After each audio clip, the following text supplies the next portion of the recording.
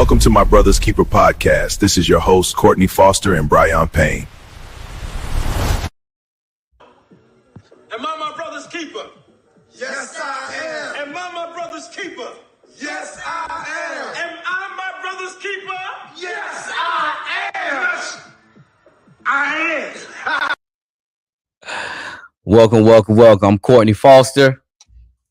And I'm your co-host, Brian Payne, and we are my brother's keepers. Yeah, our timing is getting better and better on that, bro. How you feeling over there? Hey, man, I'm doing good. Excited about this. Listen. I'm usually standing up. Do you see anything different with me right now, today? I'm usually standing up. You sit down today? I'm sitting down today. Hey, I got my notepad. I'm a student today. I'm a student today because it's going down. We got a powerhouse of a treat that's going to bring to you by way of My Brother's Keeper podcast. We're going to give an air horn for that already.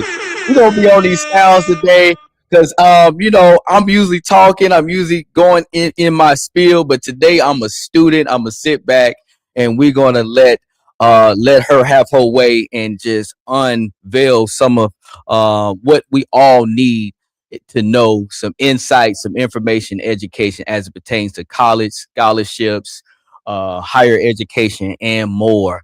How you feeling over there? How you feeling about today? Hey, man, I'm super excited to get the people this information, to introduce our guest speaker for today. I'm just overall, man, excited. Just not for I'm here to learn too. I'm gonna tell you that right now. But for the people, man, just to get this information, man, it's gonna be awesome. So hey, look, I can't wait. Let's go ahead and kick this thing off.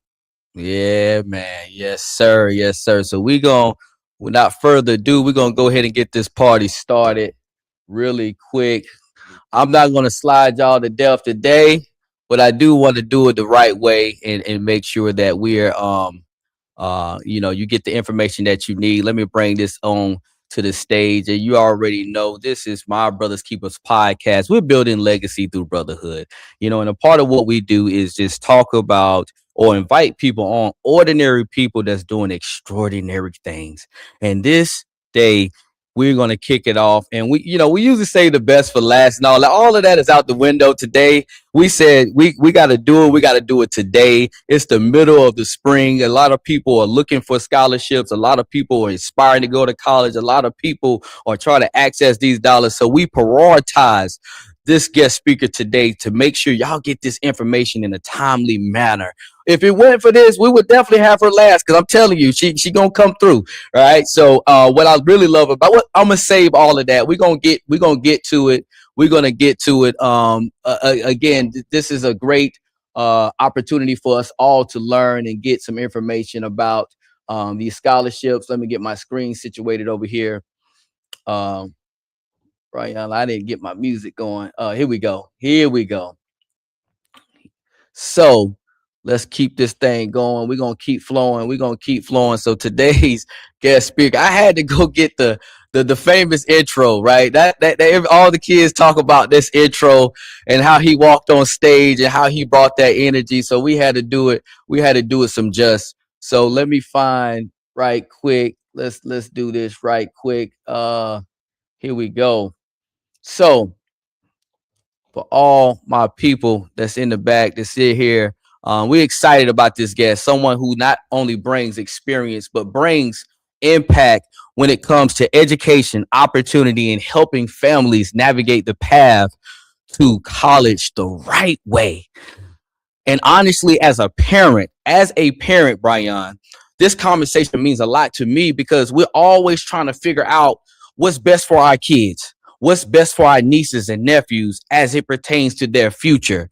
So tonight is someone who is truly somebody who has embodied the spirit of helping people and has dedicated her life to helping people access these dollars. So without further ado, we're going to go ahead and get into it. Is that okay? Can we get into it, Brian? Let's go.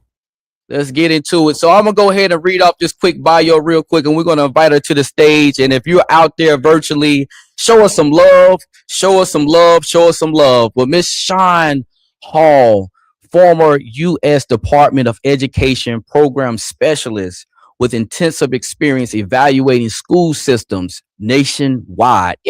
Nationwide. She holds an MBA in international management and a Master of Education in curriculum and instruction, and has served on Capitol Hill and with Capitol Hill and with the Department of Defense. Shawn is a consultant and a founder of a Charlotte-based firm focused on helping families access debt-free college pathways. She is also a host of her podcast, No Holds Black, highlighting all things Black culture and community. Ladies and gentlemen, boys and girls, please welcome to the My Brother's Keeper platform, Miss Shawn Hall. Clap it up. Clap it up. Wow. We're gonna give you another round of applause. We're gonna clap it up. We're gonna give you some love. Let's get Thank it. you. Let's get it. Thank you so much for saying yes. How you doing over there? I'm doing amazing. I hope you all are. We are. Let's get to it. So we're gonna get to it. We're gonna get to the meat of the presentation. But I think Brian has a special treat for you. Okay. Hey, do me a favor, Ms. Hall. Nice to meet you. Nice to meet you. Do me a favor real quick. Pick a number 1 through 100. Pick a number 1 through 100. One number. 1. One. She went with 1. All right. Okay. That's okay. That's interesting. What you got for number 1? What you What I got for number 1. All right. So number 1, let's see what we got over here. Number 1. All right, we got a question for you, if that's okay. Yes. So, if you were stuck on an island by yourself for 6 consecutive months, you only can eat 1 meal, you only can watch 1 movie, and you only can have 1 snack. What you going with? Woo, that's a tough one. Okay. The 1 snack is gonna be mangoes. Mango. The 1 Ooh, movie okay. is gonna be Wakanda Forever. Love it. I love it. And the meal is probably gonna be a salad with some. No, it's gonna be salmon over salad. Ooh. Salmon over salad. Okay. Ooh. Salmon over salad. That is actually something. I got to get that next week now. Thank you for bringing that to the front of my skull right now. I'm definitely going to grab me some salmon over salad. You can't beat that. No, I love it. Yeah. Yep. So Yeah, that's interesting. Yeah, that's interesting right there. it is. I never had salmon over salad. I'm gonna have to try. Yeah.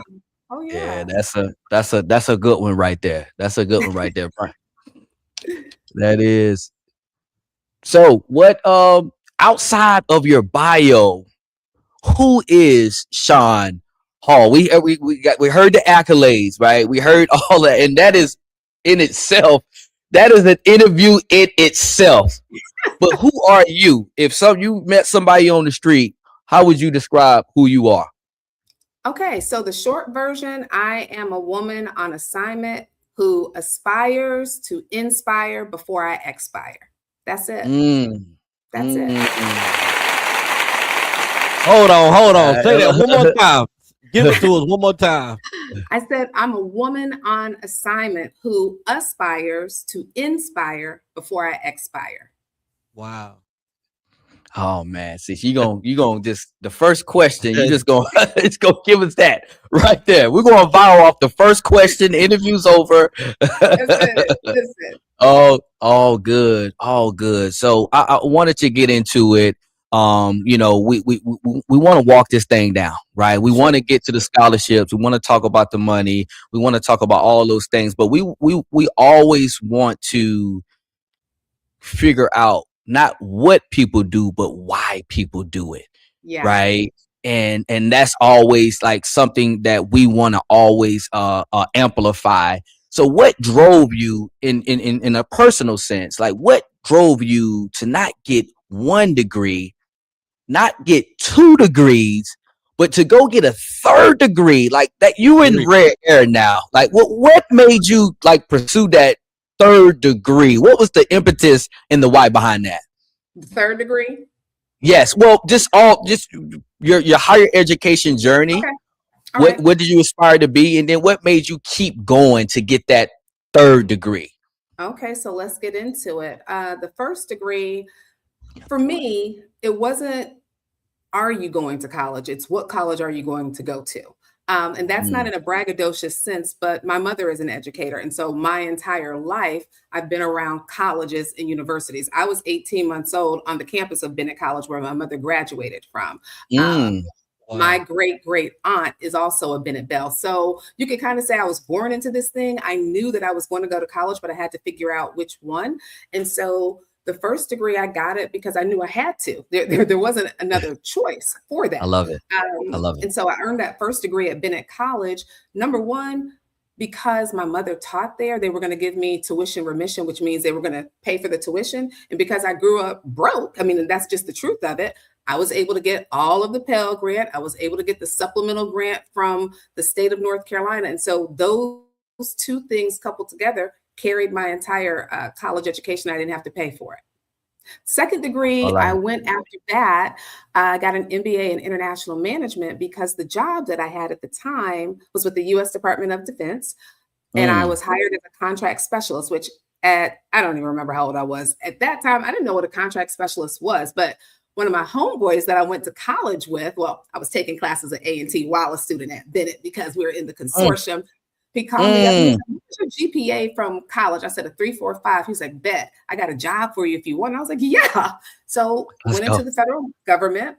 The job that they hired me for was a contract specialist through the Outstanding Scholars Program, which they don't have that anymore. But in that particular program, for us, we were required to take business courses. And what was told to me is as long as you take your courses, if that results in a degree, it will. And so I had to think about it because the people in my cohort were going to Georgetown University, American University, Catholic, George Washington, very prestigious. Right. But to strategize because we only had a certain amount of money. And those schools, the tuition was more. My school, lesser known, less expensive. So I was able to get that degree for free. Let's get it. Like she said free. Every time she's gonna say free, we might clap it up. We love the free. We love the free over here. I love it. Mama, we made it. It's free. We love it. We love it. That's interesting.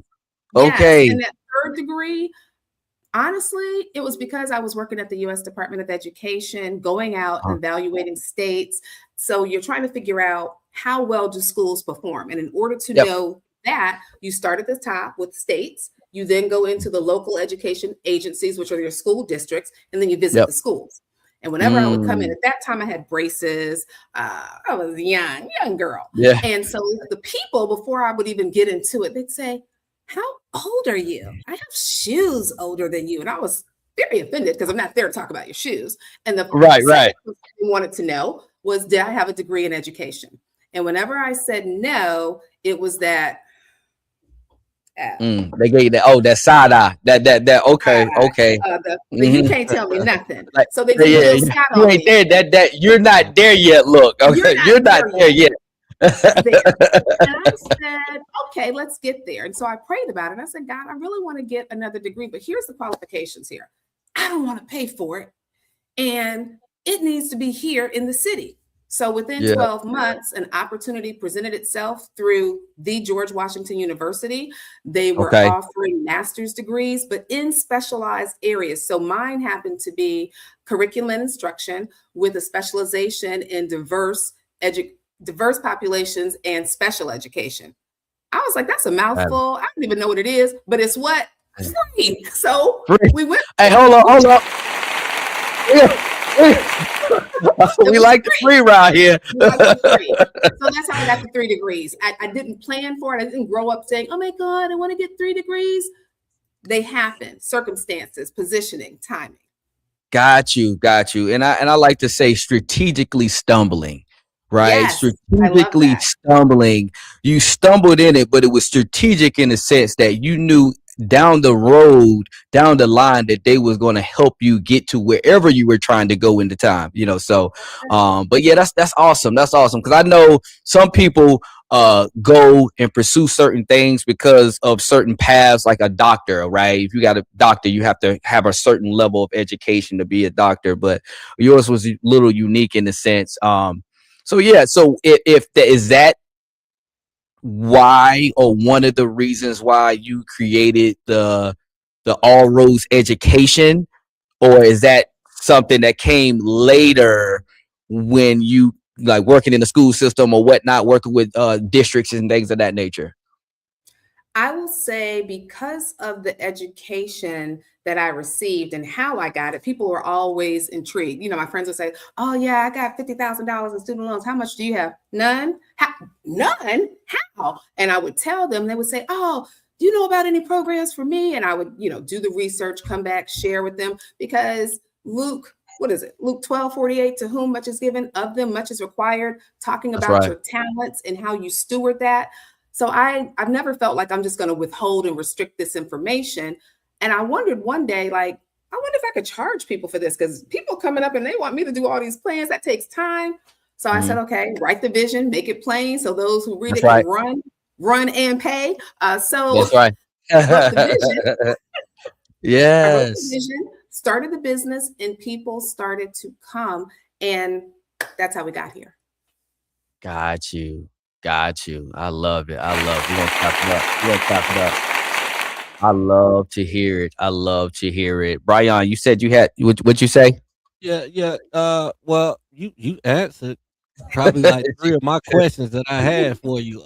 But I do have one question for you, if you don't mind. What like, if you could tell us a story of a student, or like a family a family in particular, or a student in particular, that you really showed, like your impact really showed or shined through that person that you helped. Yeah. There are a couple of students that come to my mind, but one early in my career showed me a lot of things. And it's why I go hard in the paint for students and with their parents. Sometimes I go to war with parents about their kids, because I know that you don't know some things, but your not knowing can hurt. We say that ignorance is bliss. No, it's not. It's just ignorance, period. Right. And so this one particular student, Alexis, was graduating, and I met her because she was the babysitter for one of my daughter's friends. And as people talk, you need to know that lady, she does scholarships.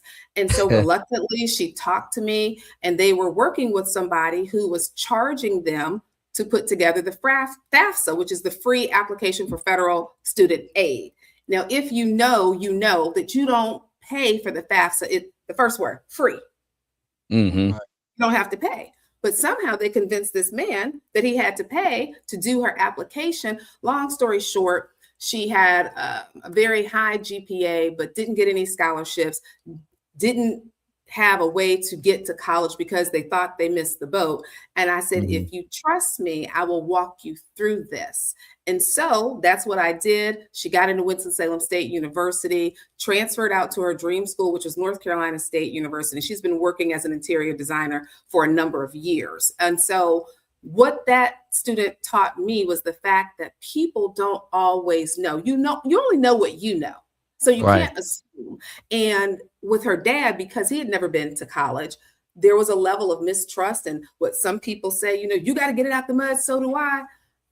I don't come from that school. I'm from the place that if I can help you not, first of all, get in the mud, that's exactly what I'm going to do. But if I also have the ability to get you out of the mud, I'm going to do that as well. And so working with her required me to work with dad, and not just on him and on her going to school, but working on his mental as he thought about her going to school. He wanted her to work while she was in school. I said, wait.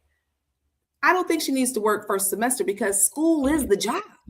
School is the Yeah. job. That first semester, yeah. That first First semester, semester, first yeah. year, You got to figure it out. You got to figure it out. That job would just take you away from your. Speaking from experience, it would take you away from your academics. I don't care what nobody say. That checks get bigger and bigger, and them hours start coming in. So that's I right. didn't mean to You cut lose you off, sight. but yeah, I raised my hand there. Yeah, you lose sight of why you were in school. And so that's one thing I would tell parents.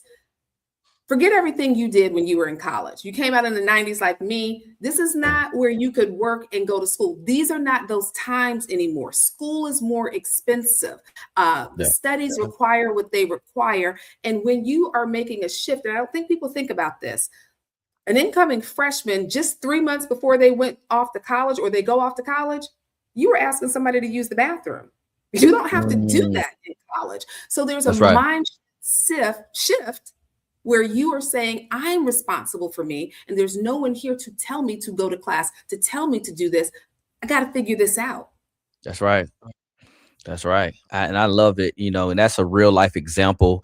Me, I went to a community college my first year out, and that was probably one of the best decisions I could make, right? Because, it grew, it wasn't no dorms. You couldn't, it didn't have that community accountability. We was living on apartments like 2 miles from the school. So we kind of had to grow up in a sense, right? Really quick. And I had 8 a.m. classes Monday, Wednesday, and Friday. And hindsight is always 2020. But if I knowing what I know now, I would have never took those 8 a.m. classes because you and your you're a teenager, you like hanging out, like being out late, you do things in the evening, and that wasn't a recipe for success. You're talking about this story, right? You're talking about helping these people or this situation. I'm sure there was people, mentor, influences in your life that shaped and molded you on your path. Can you talk about the power of mentorship or in positive influences that you had in your life that encouraged you, held you accountable, or even held your hand in some cases throughout your academic journey? Absolutely. So the first one that came to my mind was my church, my Sunday school church superintendent, Dr. Frank White, many years ago, and he's gone on to glory now. But I remember him talking to us as children and wanting us to have a desire, that burning desire inside of us to learn and to do all that we could do. And just something about the way he was speaking and telling us about his children who were, one was a doctor, another was a lawyer, but he always wanted them to be exposed and to do well. And it all starts here with your foundation, which for me and for us at that time was church. And I was like, yeah, I want that. I want that. So I'm very grateful to Dr. White, always encouraging us to do our best and be our best. And then my mother, not just because she was my mom, but because she was walking the walk. My mother moved us from Rochester, New York to Chapel Hill, North Carolina, because she had a dream to go and get her PhD. But before you do that, you have to get your master's. Now, the gag is she wasn't in school yet. She wasn't in school yet. She knew she wanted to go. She had not taken the GRE. And they said, well, wait a minute, ma'am, how you going to just show up?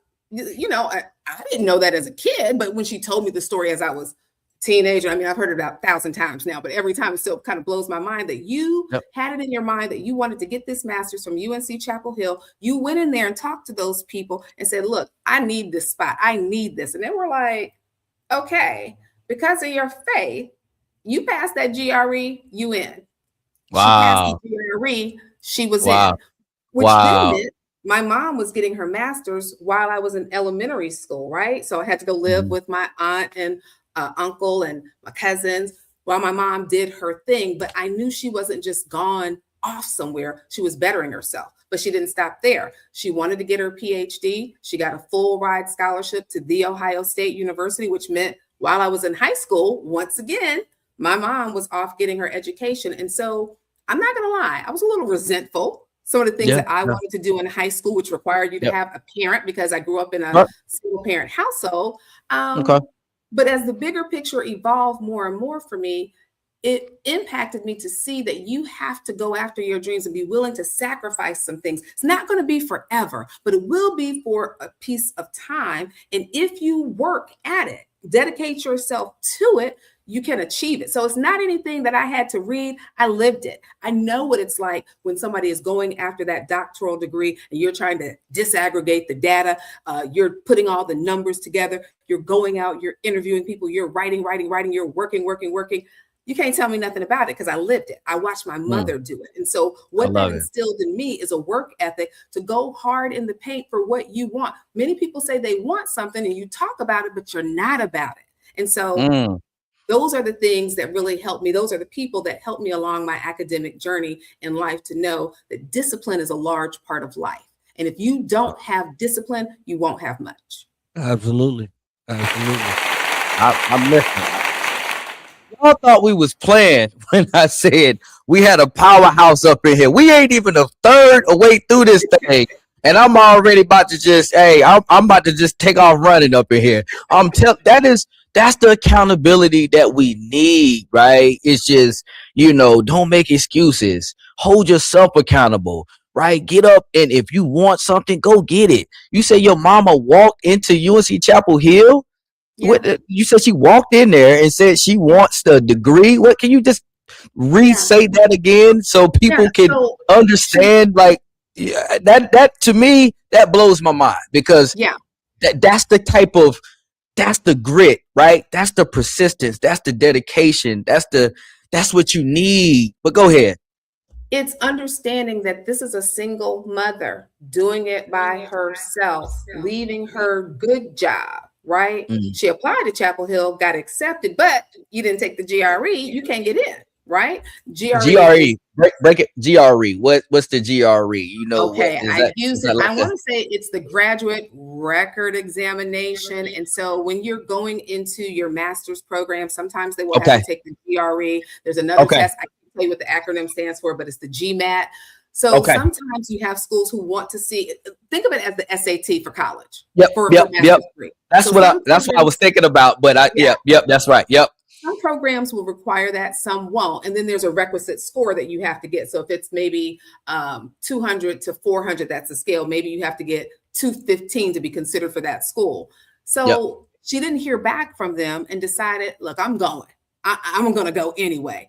And prevailed upon them to allow her to get in with that GRE being contingent, or the contingent factor. She took the GRE, she got in it. And so there's some pieces there that I don't want to leave off, because she had folks who were helping her along the way. There were people who allowed her to stay with them. And so she didn't just get in and get a scholarship. She got in, she worked as somebody's nanny, and in return for that, she got her housing and board taken care of. Right? Wow. So that was that. She was also a graduate assistant, so that was some money off of her tuition. Coming off tuition. Yep. You got to put the pieces together. Nobody just gets there. And I want people to understand that, because you'll look at my accolades perhaps and say, oh, you got 3 degrees. You don't know hard times. I know hard times. I know them intimately. And so you can't let that stop you, though. If you have a goal and you have a dream, in this day and age, back then, we didn't have Google. Now you got Google. So if you got Google, you don't have any excuse to me, because Google is the homie. It can tell you everything.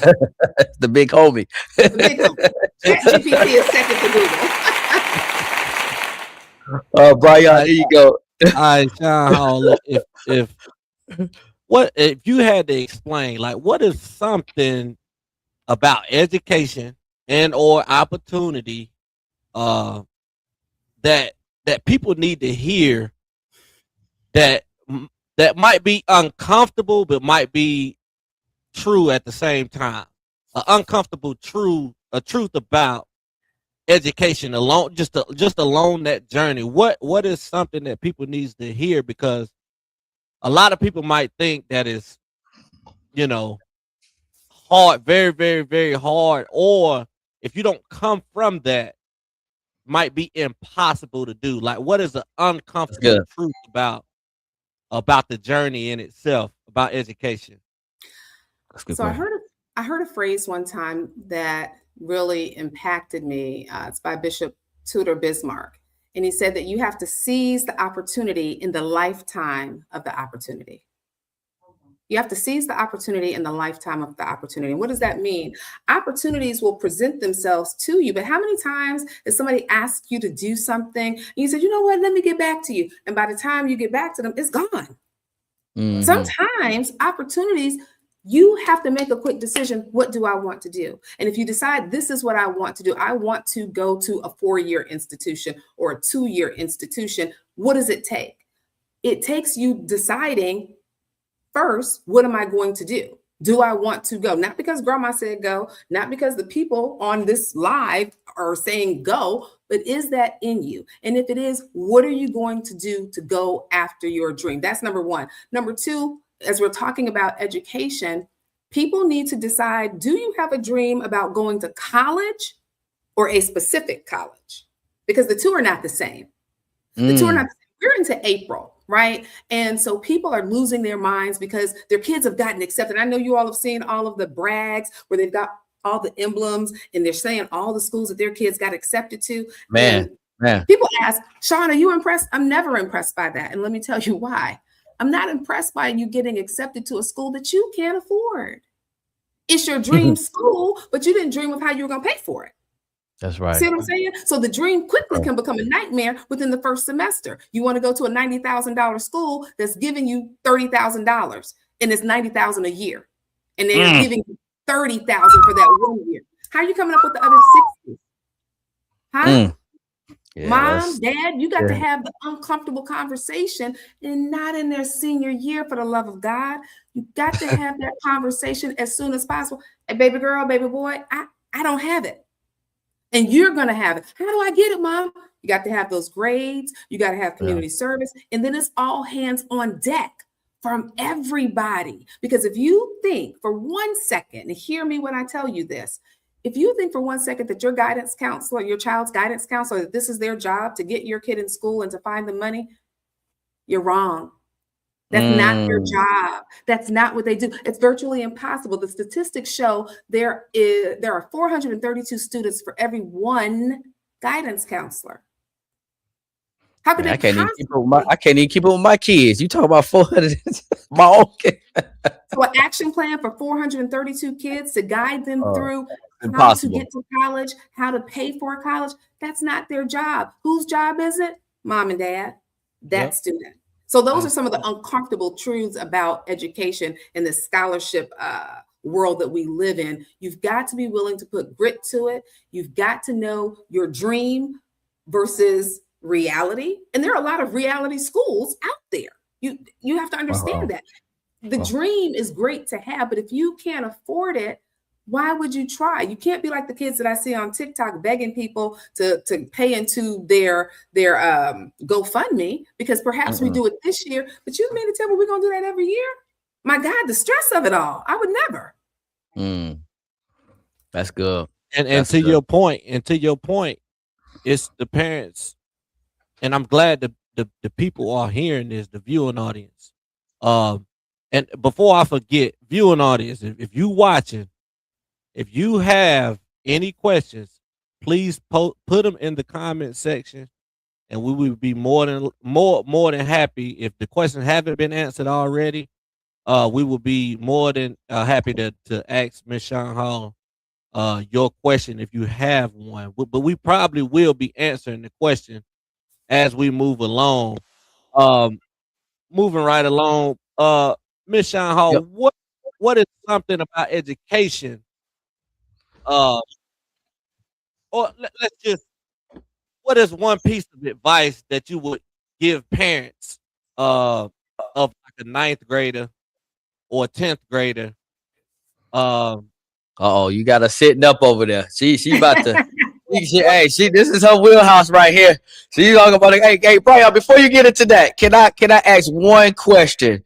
Because she was sitting up. She was about to absolutely obliterate that question. And I want to say that one right there.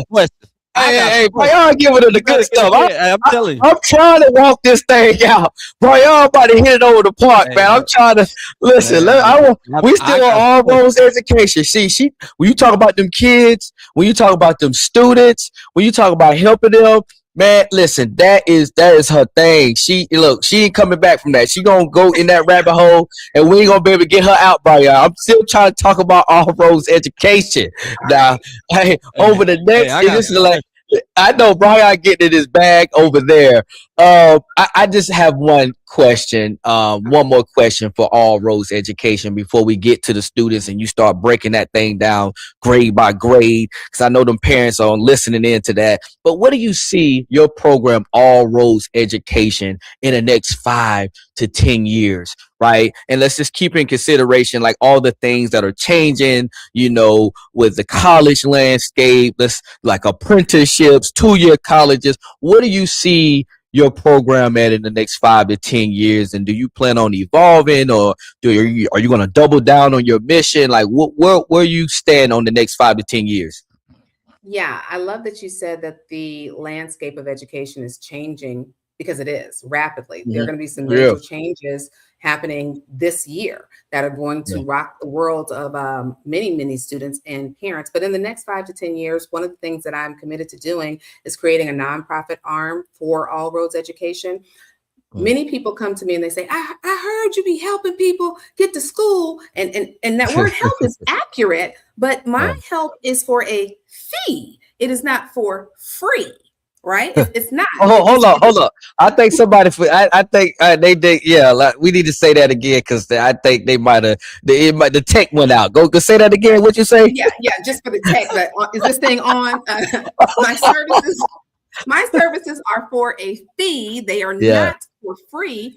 However, just because I do have a fee attached does not mean for 1 second that I don't understand that it can be an added expense that somebody needs, but they may not be able to prioritize it. I'm well aware of that. I have 4 daughters, 3 of them who have gone to college, 1 that's still in. So I know these services can be a little bit much, because if it was me having to pay for it, I'd have to pause. But well, wait a minute now.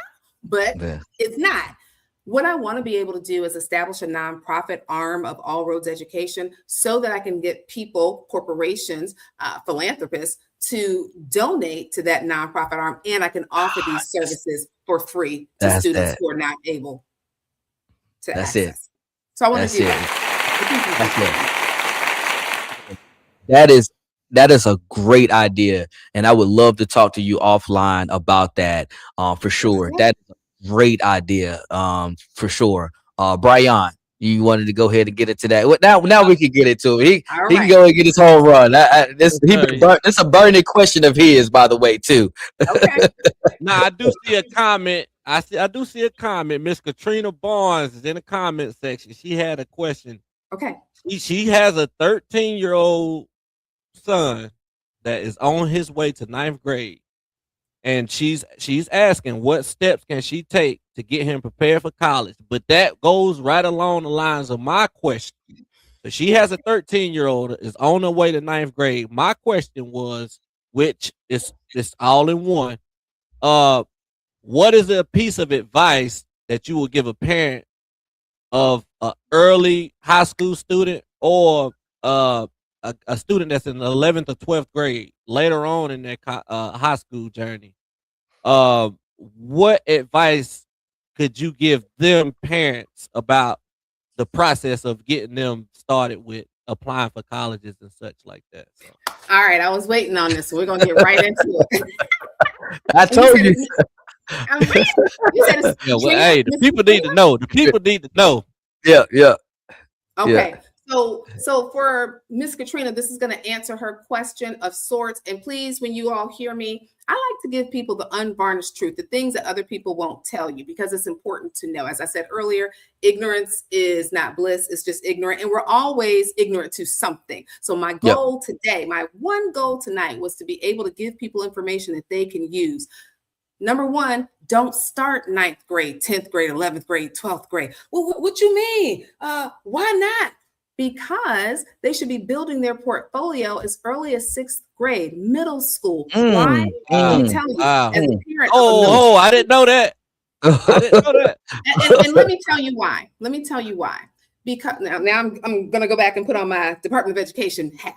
get my education bag a little bit. There used to be a test, NAEP, and it was the National Assessment of Educational Progress. And so when you look at that report, we start to see when are the gaps occurring in terms of education.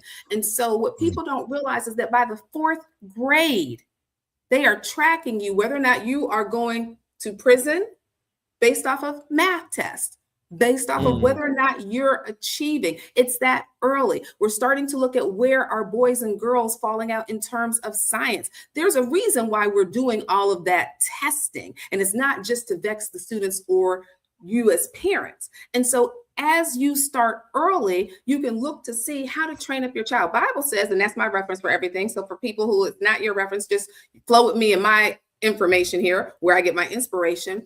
We're to train up a child in the way that they should go, so that when they're old, they won't depart from it. Training up means getting your kids exposure early, and early, we're talking about elementary school. We're talking about, do you like science? What kind of science? Well, we can do some experiments. I used to do all kinds of things with Sunday school, put a soap bar in the microwave and watch it blow up. And my kids would go crazy because I would tell them that God is in science. He's in everything. Let me show you.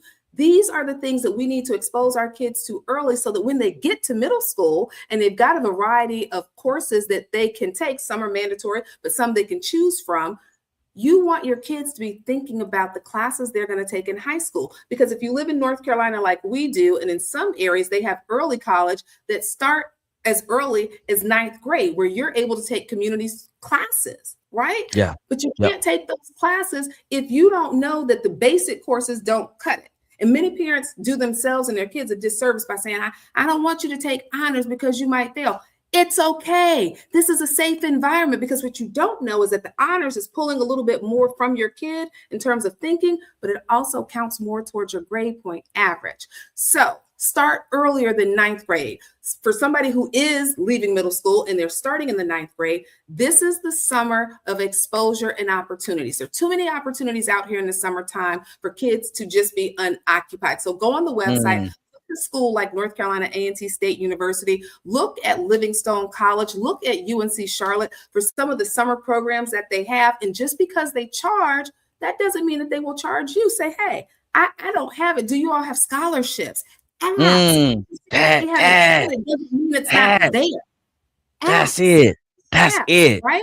And as you are in this summer, parents, you all have computers. Hopefully, if you're operating in Google Suite, start to create an activities tracker, right? Use the columns, the sheet, if you do Excel, and you're going to label each column activity. You're going to do the date, what was the organization, who was the contact person, meaning name, phone number, email, and the number of volunteer hours. Because as you to go through high school, it gets harder to have that instant recall. But when you have that Google Sheet, every single time you complete something, you've got the information. How will that benefit you in the long run when you're in the 11th or 12th grade and applying for some of those scholarships that you can only apply for as a junior or senior, and they ask you about your volunteer service, your community service? You don't have to think about it. You go to the tracker and it's there. Wow. So that's a huge piece of advice. Brian, that's what I would tell parents to do. Start documenting your children's successes. That's important, so that you have that information and create opportunities for success. Even if none may exist, you'd be amazed how many people on your job would be willing to mentor your child and talk to them about the opportunities that they have. But you have to ask. So I love it. I'm glad that you said that, because it's a rack of questions. They coming for them babies now. Them babies, they gonna come for them babies now. Let's go. Hey, I've been looking. Say this. Go ahead. If I can, for Katrina Barnes with a young son, there are opportunities for young men right now, especially young Black men. So if you have the opportunity to look up 100 Black Men of Charlotte, I would definitely do that. That's an organization that exists to help young Black men. Usually there's a fee assessed, but find out if you can't pay the fee, and I'm not going to assume that you can't, but for those who can't, ask what scholarships they have. There are enough opportunities out here and people in the community that are looking to help young people, so that this is something that you don't have to do alone.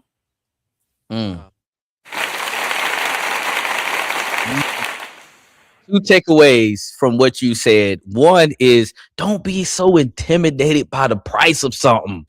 Sometimes us, just I'm gonna say in general, we'll see a price that say 300 or 400 or 500, and we immediately like, oh, we can't do that. I can't afford it.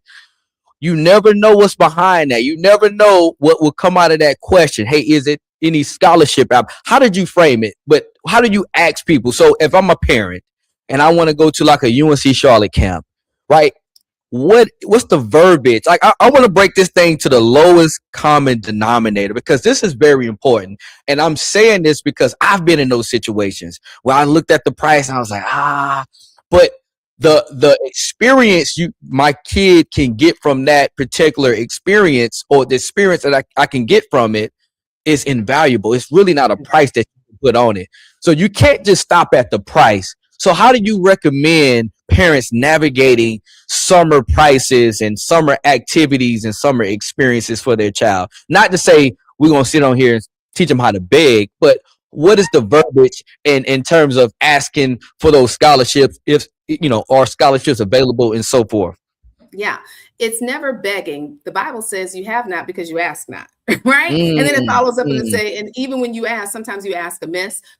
You may not be asking for the right things or in the right way. This right here, this is my phone. This is invaluable. Today, too many people rely on email, right? You rely on text, but there's so much context that is lost there. Pick up the phone. If you want your child to go somewhere, I'm going to give you an example, real life. UNC Charlotte is going to be doing Summer Academy. I'm sorry. Yeah. Saturday Academy. The Saturday Academy, 10 Saturdays through the fall. Registration will open up. I believe it's October 26th. It'll close on the 9th, but I'll tell you, get in early. The cost is $125. Now, he doesn't know that I did this, but you can put my name out there. Let's see what happens. The person who's running that program is Dr. Victor Mack.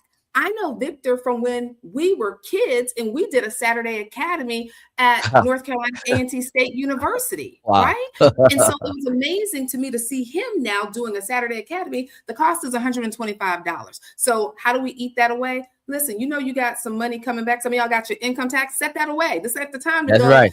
That's right. There you go. There you go. Break scholarship. That's it. Put this money aside somewhere else. That's if right. You've already allocated your money, because I don't want to be in anybody's pockets, I would call Mr. Mack and say, hey, I heard about your program on a podcast that was done. And this lady, her name was Shawn Messington. That was my maiden name.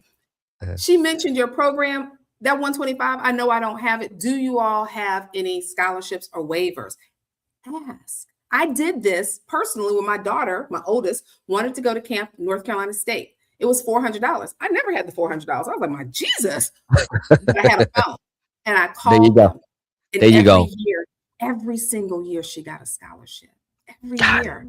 So I thank God for his favor. And I thank God for giving me the presence of mind to ask people, because what do I have now? Nothing. So if they tell me no, what will I have? Nothing. Right. Okay. That's it. I love it. And it's especially those experiences and those spaces that your child can benefit from, can really benefit from. Ask, pick up that phone, make that call. Don't run away from the price. Don't run away from the cost of something, because you never know, on the flip side of that, there's a lot of people who dump in money into these programs that have, they give them the banks and give them the resources to scholarship a lot of kids. But if you don't ask and advocate for them dollars, then you're just going to miss out. But yeah, can you real quick, and we're going to get to some more questions. Brian, you can get to more questions, but just you can go a quick, like, 9th grade, do this, 10th grade, do this, 11th grade, do this, 12th grade, do this. Just a real high level. Yeah. What should the 9th grader should be doing? What should the 10th grader should be doing? What should the 11th graders be doing? Just a quick hit on, like, if they have aspirations to go to college. Let's get to it. 9th grade, right about now, they've already met with your 8th graders about the classes they'll be taking in the 9th grade. Don't take the easy way out. Make sure that your kid is taking at least 1 or 2 honors courses. That's going to boost their grade point average. And the higher your grade point average is, then you have an opportunity for those scholarships that are merit-based. Merit means that it's based simply off of GPA and or your community service and volunteer hours. So I definitely would do that. Start your community service in your 9th grade. I mean, you can start in the summer if they're not already doing it. What's something that's interesting to your child? We don't have to do something extravagant. If they love animals, go and volunteer at the animal rescue. Do something that's interest to you. People are always looking to see that you've got leadership. So step up and be a leader in your church or in your civic organization. That's 9th grade. And the other piece that I'll add into that 9th grade, your counselors may not tell you this, but I'm going to tell you this. Go ahead and start preparing for the ACT and SAT. Your scores are good for 5 years. So if you pop a 23, 24 as an 8th grader or a 9th grader, you still have time to improve upon that score. The reverse is also true. If you got a 17 the first time out, that tells me that you need to make sure that you're getting some kind of tutorials that will help you through this process. What you don't do is wait until the 11th grade when it's offered through the school. Like I did. Right. That was there. Right? Yep. That's true. That's true. Grade, you're going to keep building on that, but you'll also look in the 10th grade to see if you have the ability to do internships. That's going to help you. And an internship, they may not always have them out there, but you're creative. Ask a person that you admire in a particular field that you want to go into. Hey, can I come in and work a little bit in your shop? Maybe if I can do like 10 hours a week, I just want to learn what it is that you're doing, because people want to share their knowledge. People love talking about themselves. And so internship would definitely be great. And then I'm going to go back to definitely, if you didn't do it 9th grade, 10th grade, make sure you're taking the test. The school's not offering it, you all. You can go to act.org. Register for it yourself, or the sat.org, register for it yourself, which you're going to have to get your kid to the location where they're offering the ACT or the SAT, but you want to do those things early enough so that, number one, it becomes muscle memory for your kid and it's not shock, like, oh God, what is this on here? Yeah. You know what to expect. Exposure is important. Make sure that you all have a whole computer, either a desktop or, again, your phone. Start researching the kinds of colleges and universities that you want to go to, and parents, take them there. Now, I know y'all like, you're getting in my pocket. I can't take them to all these places. Okay, but you can plan your summer vacation around it. Be intentional. As you're going on vacation, take your kids to colleges and universities in that area. Hold on. Yep. We got to.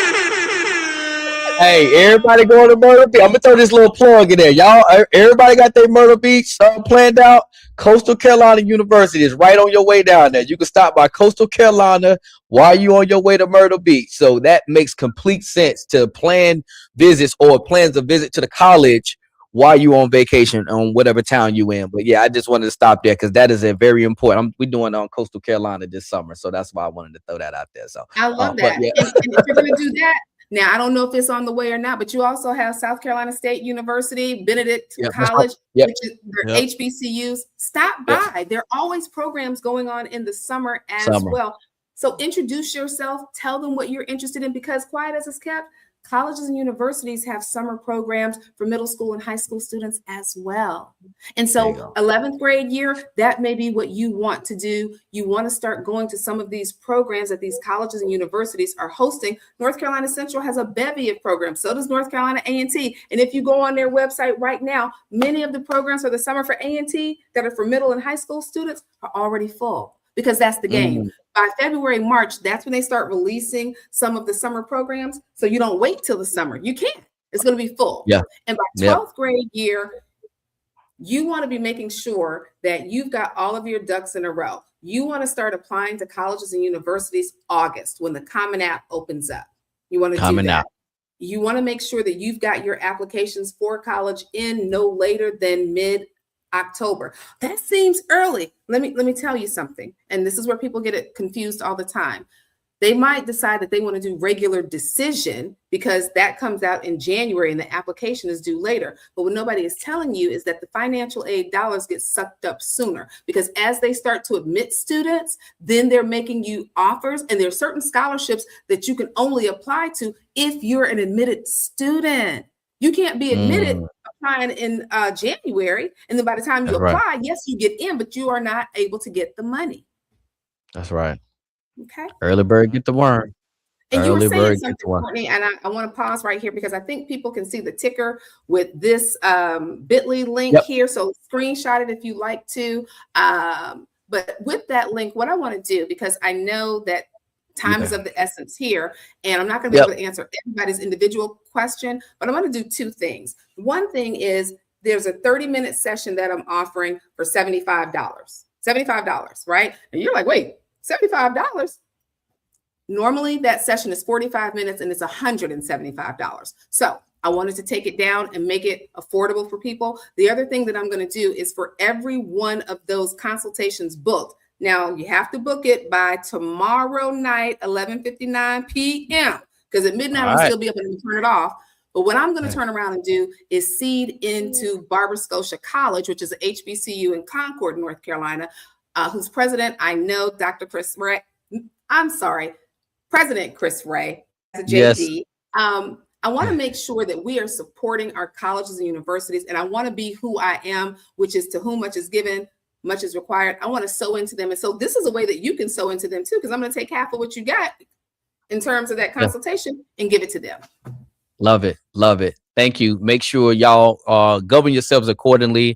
A little secret we're going to let out the hat. We got Mr. Bray on here on Thursday. He's coming on here, and we're excited to get him to talk about the resurgence of Barber Scotia and all the great work he's doing down there in Concord, North Carolina. So, yeah, we're on the same mission here. So, yep, that's great. And we definitely support that here with My Brother's Keeper.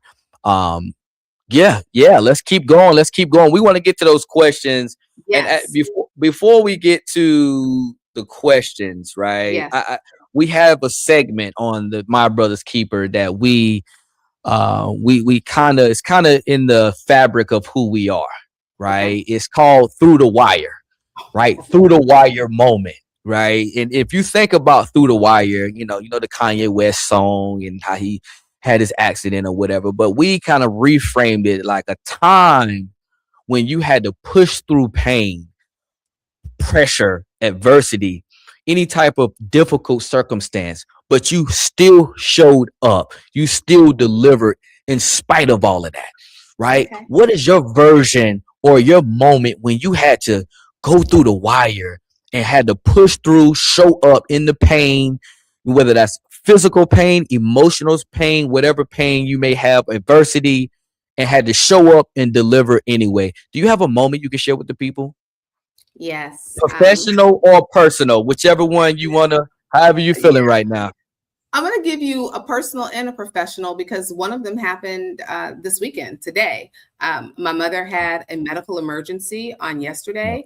I have clients that I have to get work done for by Tuesday because I'm having a medical procedure. So I was like, oh yeah, I'll use this weekend. I can bang this all out.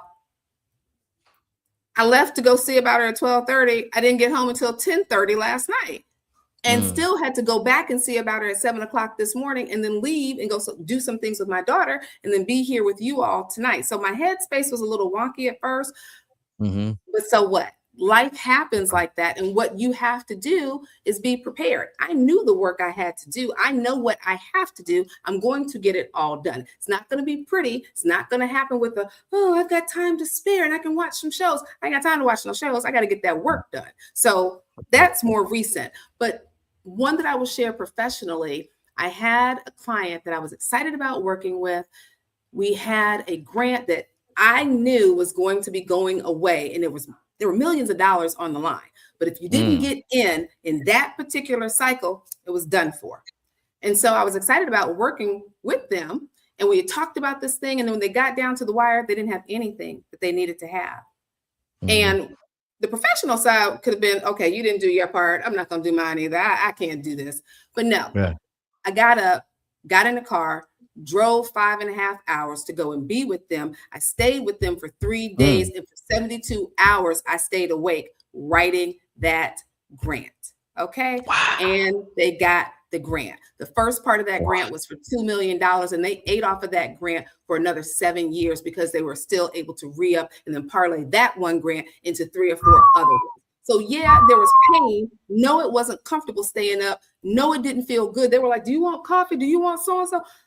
I want you to leave me alone. Is what I want you to do. Just leave me alone. But I pushed through because I knew that lives were on the line and there were That's good. opportunities that if we don't seize it, what I tell you early, that you have to seize the opportunity in the lifetime of the opportunity. The opportunity was going to evaporate. I knew that. I had the luxury of knowing that, but having to live up to it, and the pressure was real. So there's your answer. I love it. I love it. Ah, okay. That's a perfect way to kind of end the live segment. That through the wire is so inspirational to hear people going through adversity and difficult circumstances and still showing up and delivering anyway. I think those are that really define who we are, define our character, just going to define if we get to that finish line or not. So thank you so much for that. Brian, you got any questions out of the chat? We're going to read some questions from the chat. We're going to make sure we answer the questions of the people, and we can wrap it up after that. Just a few. We're not going to be able to get to everybody's questions, so we apologize in advance for that. Wait. I want to take a liberty if I can, because I can see some of the comments too. So can I answer the ones that I know are going to be ba, ba, ba, ba, ba? Can I do that? Will you allow me that liberty? Let's do that. Go ahead. Just shout the person out. All right. Yeah. I want to jump into Tariq Carlton's question, which is, what majors would you advise not to pursue with the advancement of AI that you feel may not be needed in the future? Some of those majors, I was a political science major. People take that major because they think they're going to go into politics. Political science doesn't prepare you for that. Next. Okay. I would say I wouldn't do that. If you're going to do just a liberal arts and you're saying I might do English or something like that, no. Niche down and look at digital media, because that's going to be a little bit more robust for you. That's going to be important. I would say them wanting to go, if you wanted to do interdisciplinary studies and cobble together your own major, which allows you to pull from this and from that, that's always an opportunity too. So I wanted to make sure that I answered his question. Danny Strain says we have a 12th grader that will be heading to college soon. What are some good websites to apply for scholarships on? Okay, let me tell you the ones not to apply for. Don't go to niche.com. Don't do that. They're data mining, meaning they only want your data and they always have some sweepstakes. You're not going to get no money from them. Don't do that, right? You can look at scholarships360.com. That's a good one. They do have a lot of scholarships there. It's work, but everything is going to be work. I would also go to one, I think it's JLV Counseling, or it's jvlcounseling.com. They have a running list of scholarships there. And speaking of which, I want to give you two. This is my gift to the listening audience. Would you put up number 1 for me, please, Courtney?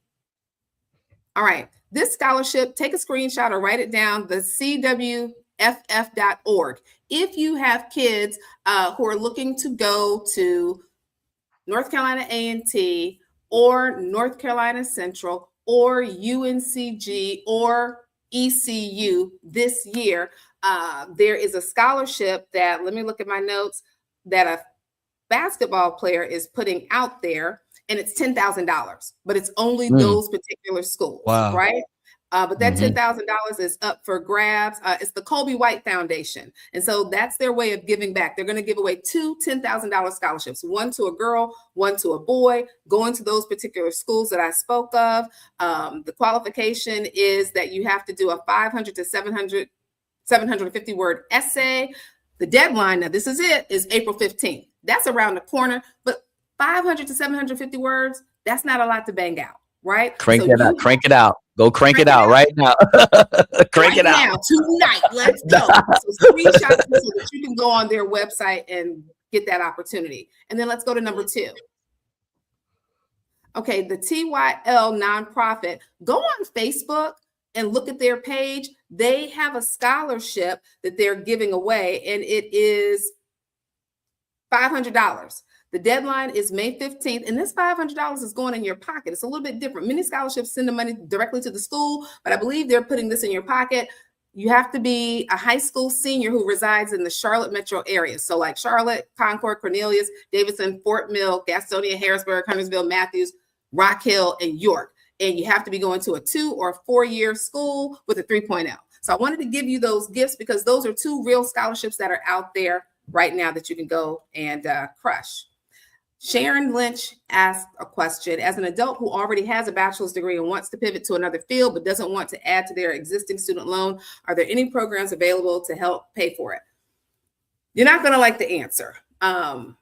You don't want to have more student loans. I understand that. And if you want to pivot to get a master's in another area, the way to do that is to look at those schools that are going to pay you for a graduate assistantship. But the schools who will pay you for a graduate assistantship, which will usually take care of your tuition and you can live at home, you're going to have to go to that campus physically.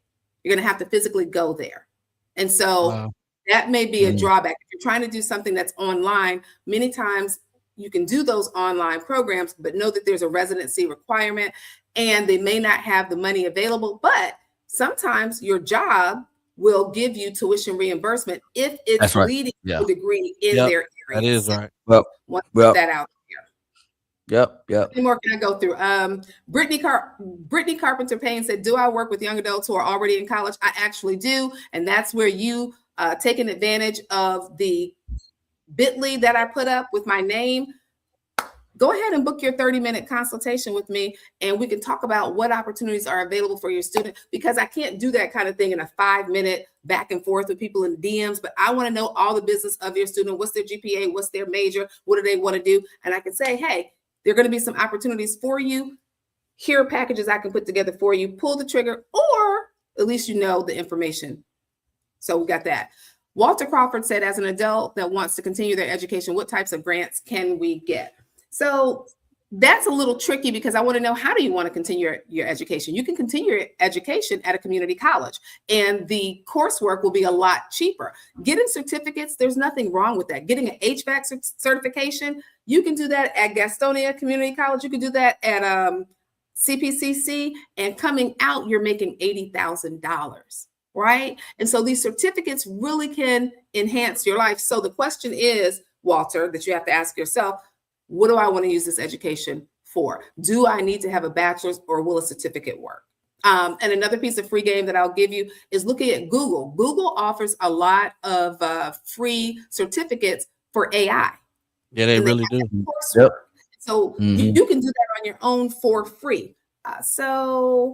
Yeah, I think I crushed through all the questions that I saw. And if people have others, leave this up and I will be going back to this particular live and answering questions at a later date. Would love to have you get your 30-minute consultation with me. But if not, listen, make sure that you know this is possible. For parents, you have to have skin in the game.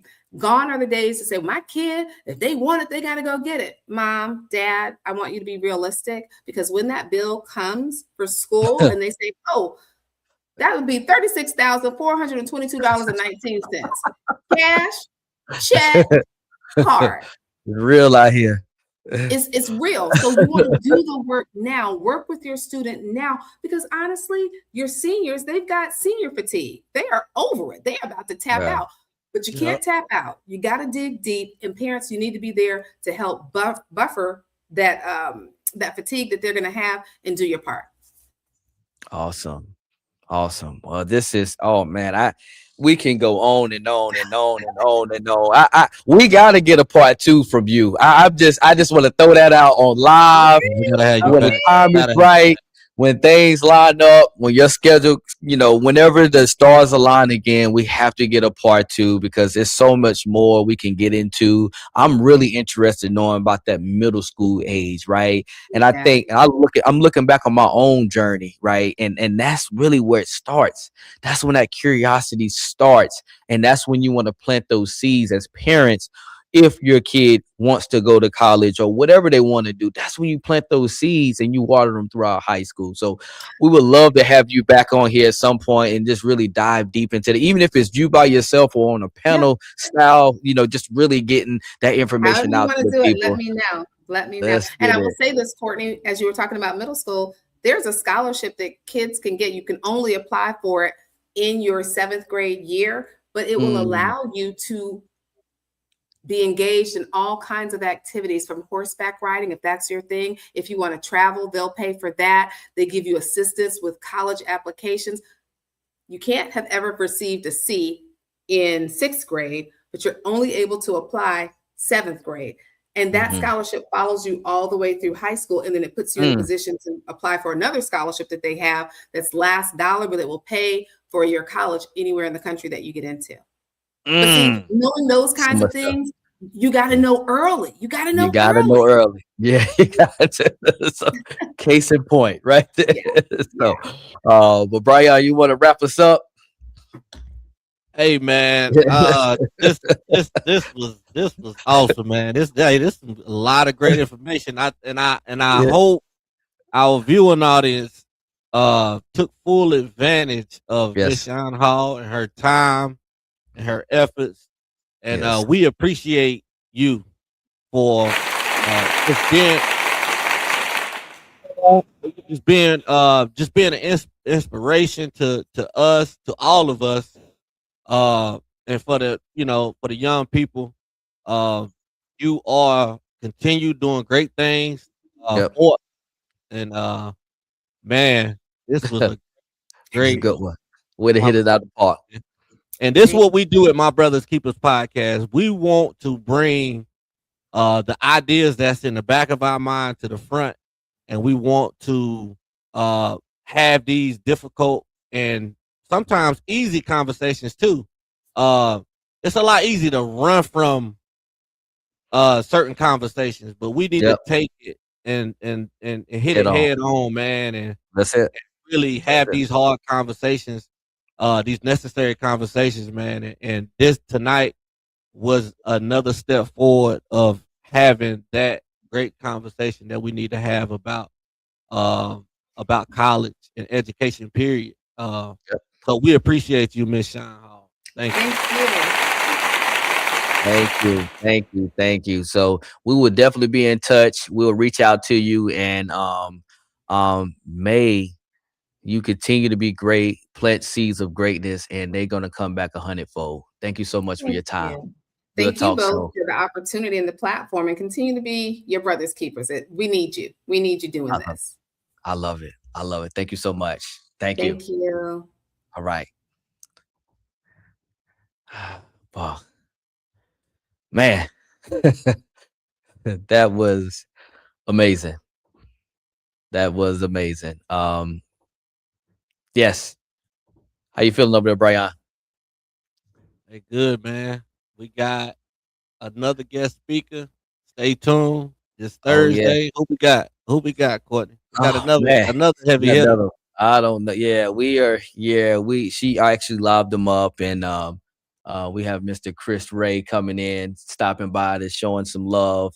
And let's see if we can get that up there. Mr. Chris Ray, he's going to be here next Thursday at 6:30. So if you all are willing and able, please stop by for another continued episode of My Brother's Keeper. My goodness, I just want to show this real quick. We're going to take this off here.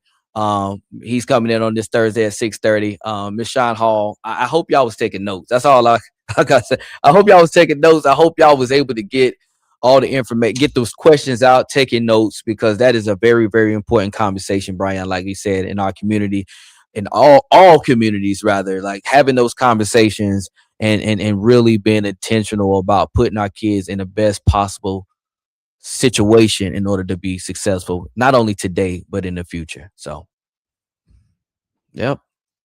But we're going to wrap it on up out of here. Y'all be good. No, don't be good. Be great. No, don't be great. Be phenomenal. Y'all have a good one. We see y'all soon.